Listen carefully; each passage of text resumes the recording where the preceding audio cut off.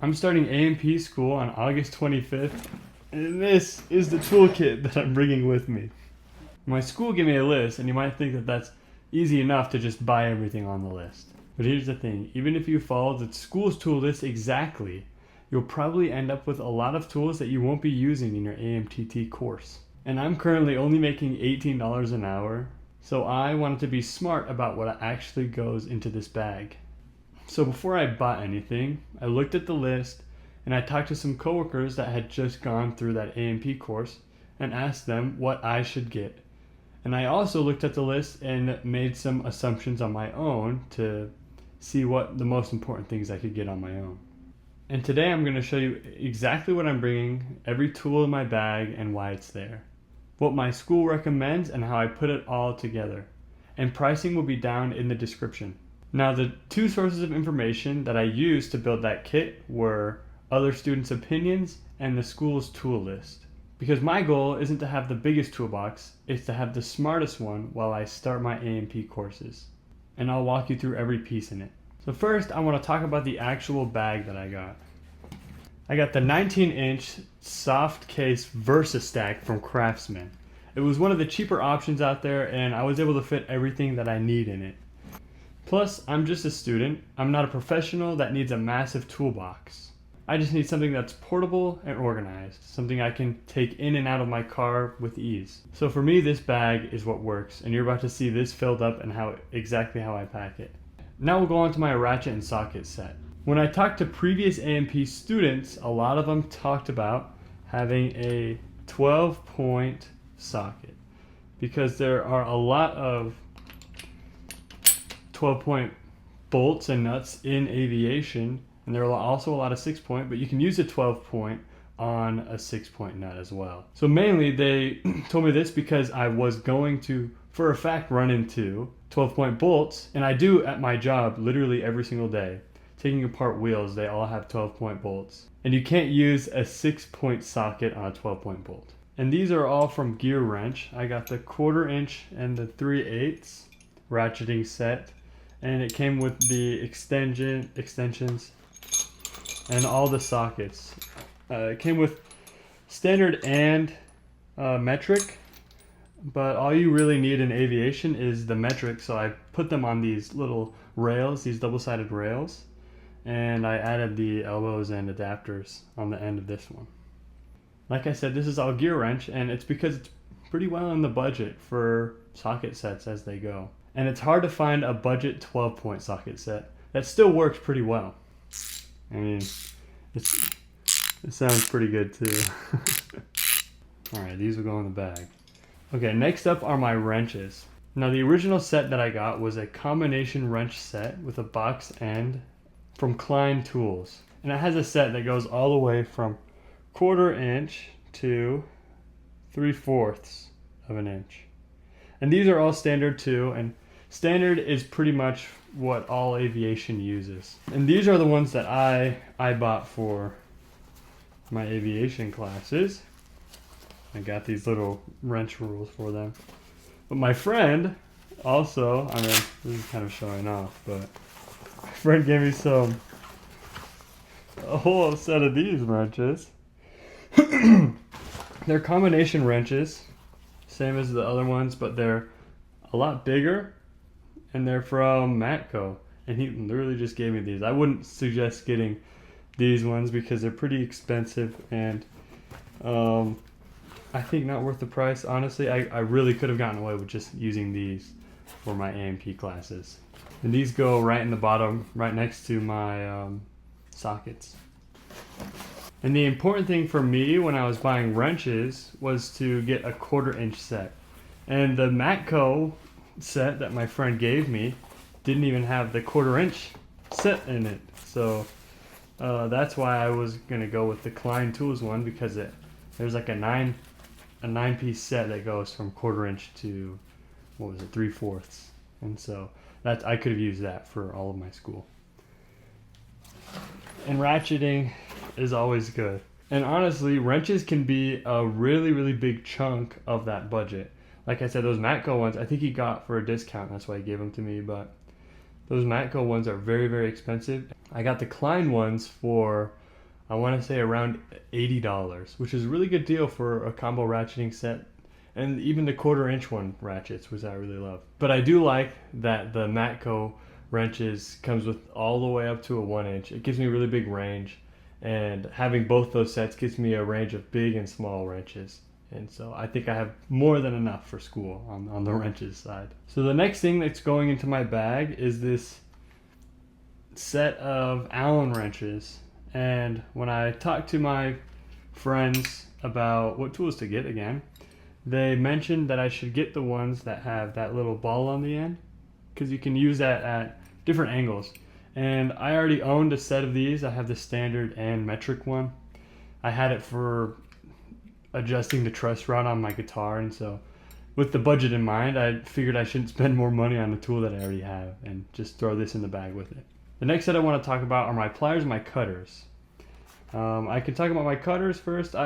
All my pliers are from Knipex because I just really like them. They have the lifetime warranty, and I know it's not really these are my diagonal cutters. I know it's not really a budget option, but I really enjoy them, and that was basically from my own judgment. I have these needle nose Knipex pliers, and then I also have these duckbill ones. And these ones are used, I'm pretty sure they use them for safety wire. If you don't have safety wire pliers, which can be pretty expensive, then you use these duckbill pliers. You grab onto the safety wire and twist like that. But I have these, and these are called safety wire pliers. If you look, they will grab onto a wire right here. You clamp down and push this, and then you twist this. It twists the pliers, and it twists the safety wire. And an important thing that I was told to get is reversible ones. And as you see right here, there's left and right. You switch it down for the other way, switch it up for that way. I also have a pair of these Knipex pliers wrenches because on the tools list it said to get an adjustable wrench, and I already had these Knipex ones, and so I figured that I might as well use these as an adjustable wrench because I use them only a little bit at home, and I bring this toolkit home every night anyways. And I have this little ring clip plier, I don't know what they're called, but I use these when I'm disassembling seats.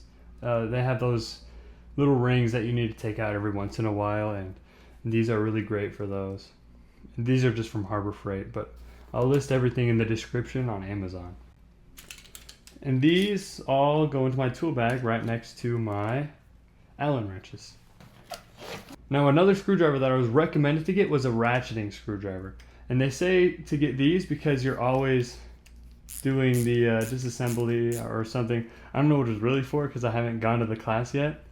But the students that have gone through the class told me to get this, and I trusted them. I got a cheap pair from Klein Tools. I mean, Klein's not super cheap. They're great quality for the price that they are. I think I got this one for $20, and it comes with a bunch of bits in the bottom, and so I like these screwdrivers. And these screwdrivers go into my tool bag right next to my pliers, and cutters. Alright, next up I got my hammers and punches. There was a couple hammers on the list, but the ones that I got ended up to be the soft face hammer and the ball peen hammer. I got these both from Harbor Freight, and they were very, very cheap for the price. They have a lifetime warranty, and for hammers, all you're doing is swinging them around. I don't think you need a very expensive hammer. And they go right in the bottom of my bag with my wrenches.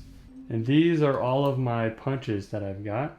These are all pin punches and a center punch. I got all these at Harbor Freight too, and they were really cheap, so I figured I might as well get these, and I can use these for seat disassembly at the shop I'm at right now too. So I figured it was a win-win, and I got these.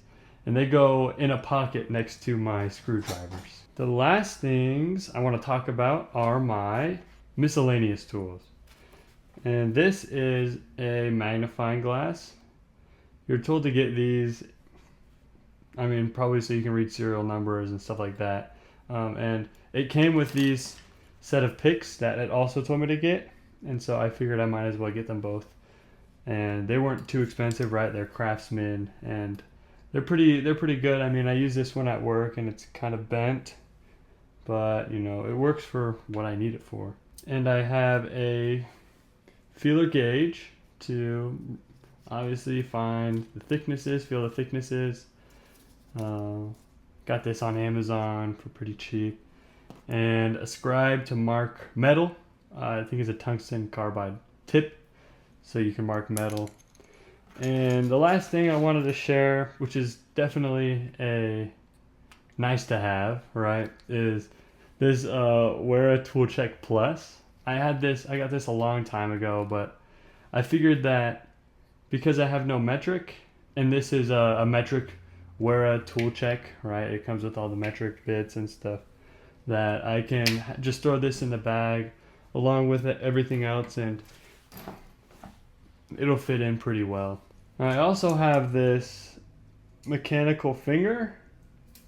It's just to pick objects up in tight spaces, so if you drop a bolt down like the engine and need to pick it up or something, I guess. I don't know. I've never used it. I don't know if I will, but it wasn't too expensive again, and so I just put that on the outside pocket. And the last thing that I have is, it's my AMT logbook, and this is just to log all of my training and all of the future fixes that I do that I can put in this book that I own and I can sign off, and that's basically it. That's all of my tools. Now, as you saw, all the brands that I have were very, very mixed, very kind of all over the place. But I know I kind of stuck with Harbor Freight, Klein Tools, Wera Tools, and Gear Wrench were pretty much my 4 main brands that I had. It goes to show that you don't really need to stick with one brand. I know a lot of aviation is Snap-on. A lot of people like to use Snap-on, but that's a very, very expensive brand. And like that Matco set I have is the same as Snap-on, but that one was given to me. That's the only reason why I have it. But yeah, so you don't need to be picky on the brands. I think when you're trying to stick with the budget, especially as a student, it's important to kind of set that budget and keep it good, keep it in that area. This is just my starting toolbox, and I'll definitely update it as time goes by, and I'll come back to this bag and tell you guys what I added, what I took away. But I'm really excited to show you this toolbox, and this class just keeps coming closer and closer. I think as I post this video, my class will be tomorrow, right? The day after I post this video, and so I'm excited, and I know I probably won't use these tools on the first day, but it's good to have them and to be prepared. So that's the full kit, everything that I'm taking to my AMP school. And that whole kit is put together on purpose. It's not just checkbox and things that I don't know that'll go anywhere and all that. And if you want all of the exact prices and where I bought everything, I'll link all those in the description. Now, if you're watching this video and you're wanting to know the full cost of everything, I do have another video that I recorded a while ago that shows the full cost of getting into your AMP school with tools and everything, your tuition, books. So if you want to watch that video, you can click on it right now. And if you want to see me use these tools and see what happens next, watch me go to school tomorrow, then I suggest that you subscribe, because this is just the beginning. You'll be watching me go through school, watching me learn my skills. You'll watch me get my AMP, my first AMP job, watch me go through all the tests. And so I think this series will be very valuable for people that are looking to join this field. So again, if you're interested in that journey, please subscribe. I'll see you in the next one.